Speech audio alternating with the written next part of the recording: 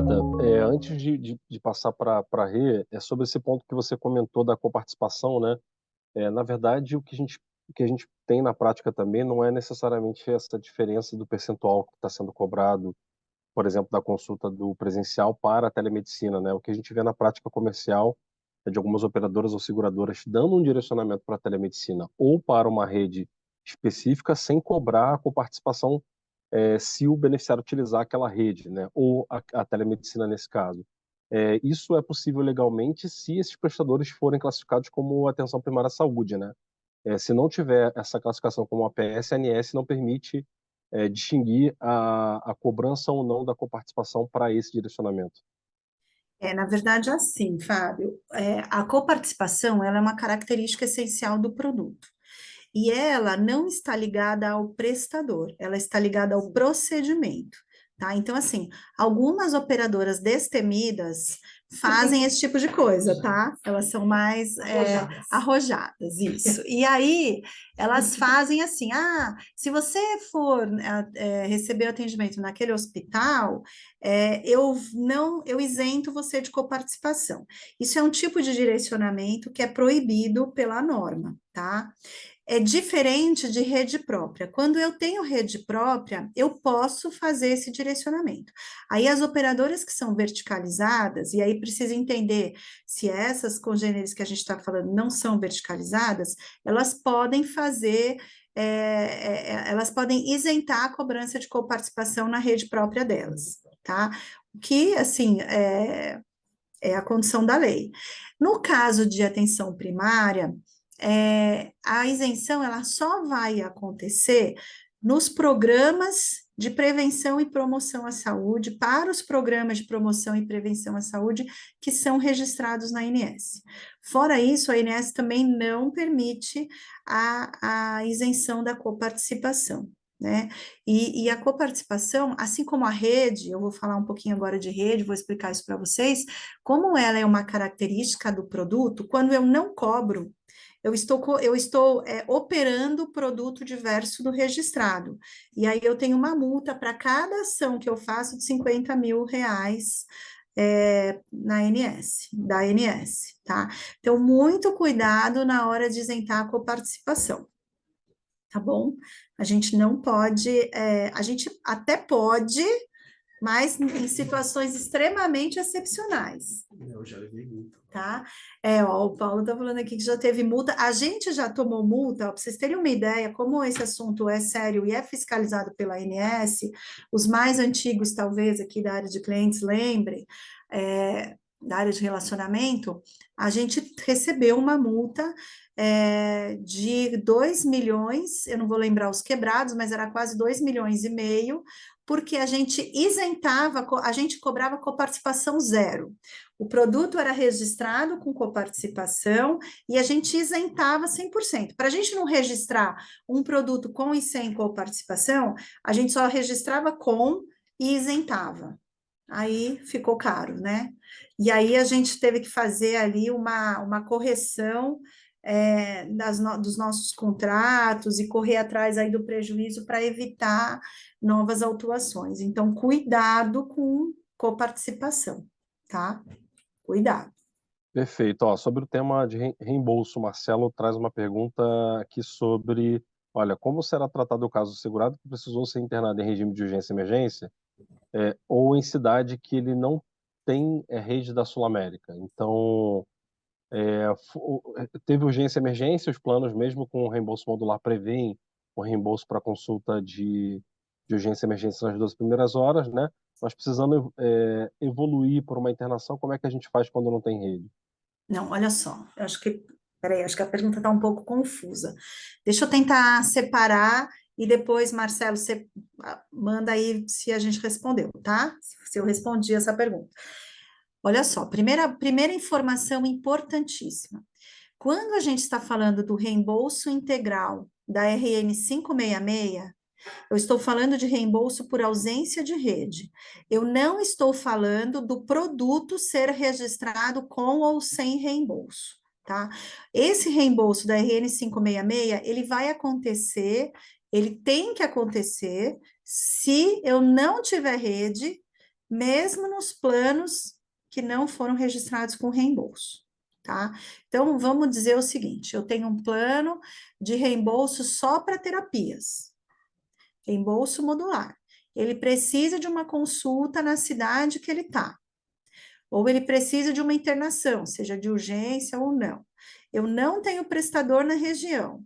Eu não indico para ele uma rede. Ele não, ou assim, ou eu indico, ou não consigo fazer uma negociação eventual. Ele vai ter direito ao reembolso integral, tá? Mesmo que o plano dele não tenha reembolso para aquele serviço. Por quê? Porque nós estamos falando da garantia do atendimento. Eu vendi para ele o hall, eu vendo para. O que, que eu vendo para ele? O hall e a rede. Para eu entregar o hall, eu preciso da rede. Se eu não tenho rede ali, eu vou ter que fazer o reembolso integral. Tá? Então, eu acho que essa é a pergunta, assim, é o primordial que a gente precisa saber, tá bom? Eu não sei qual era a outra parte da pergunta, lá, já esqueci. Pessoa com Alzheimer, já esqueci a pergunta. Fábio, repete para ver se faltou um pedaço. Ele Por trouxe até favor. alguns exemplos, ele colocou, por exemplo, anestesista, né, do Rio de Janeiro, ou segurado que estiver de passagem em uma cidade que não tem rede hospitalar, por exemplo. Se ele está de passagem num lugar que não tem rede hospitalar, ele precisa de uma internação, ele vai ter que ir para outro município, ou na área, região limítrofe, ou na área de saúde, e ele vai precisar do reembolso, tá?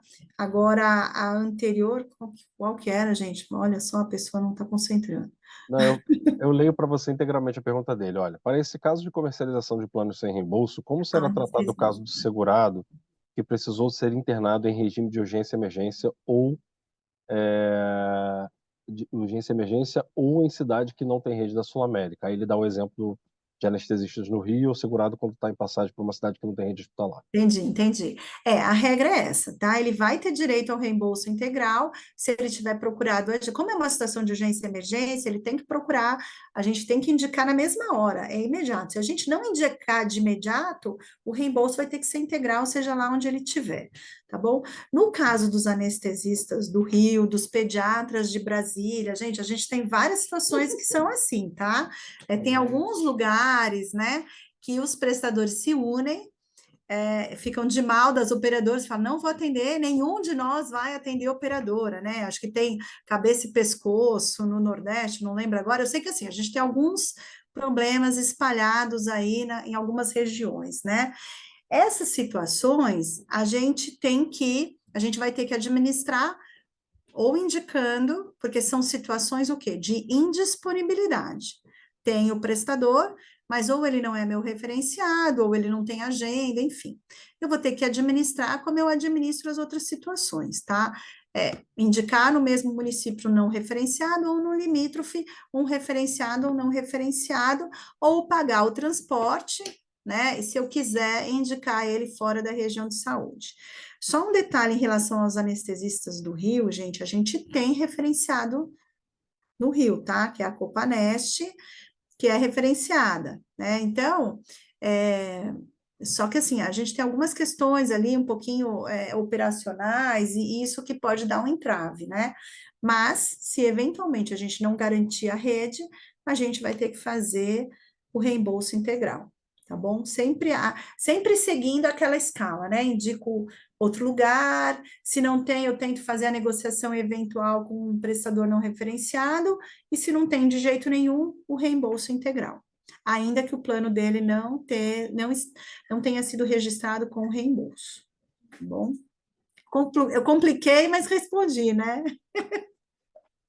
Está respondido sim. Ó, o Gabriel aqui fala sobre cobertura fora do rol da ANS, mais previsto em alguns planos especificamente, né? Ele fala da vacina, as vacinas do calendário, que a Sul América oferece ao plano Prestige, com possibilidade de adesão também no executivo. Aí ele pergunta: no caso de falta de rede, que é uma realidade, seguimos os mesmos prazos regulatórios e, em não cumprimento, liberamos o reembolso integral?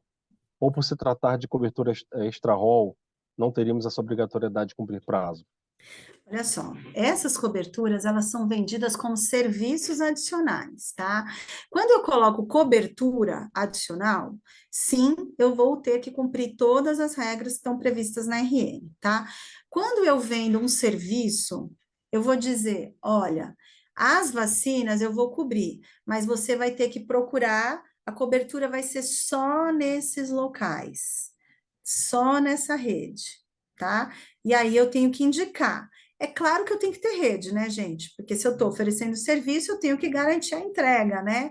Então, eu vou ter que ter rede, mas não necessariamente vai seguir as regras que estão na RN 566, porque são serviços adicionais. Então, eu vou dizer aonde ele vai fazer aquele atendimento. Eu vou poder dizer, olha, em São Paulo é só nessa clínica, no Rio de Janeiro é só naquela.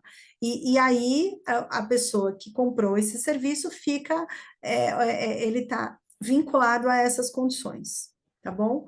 Agora, diferente se for cobertura, por exemplo, se eu fizer uma ampliação de cobertura para um transplante que não é coberto, eu vou ter que garantir tudo igual. Os mesmos prazos, os mesmos direitos, é tudo igual, tá? Então, a gente tem que olhar do que eu estou falando, se eu estou falando de cobertura ou de serviço, né? Isso tem uma variação. Às vezes é sutil, viu, gente? Às vezes é sutil, mas tem. Quando vocês tiverem dúvida, consulta a gente. Melhor, para a gente pensar junto e dar a informação correta, tá? Mas via de regra é isso.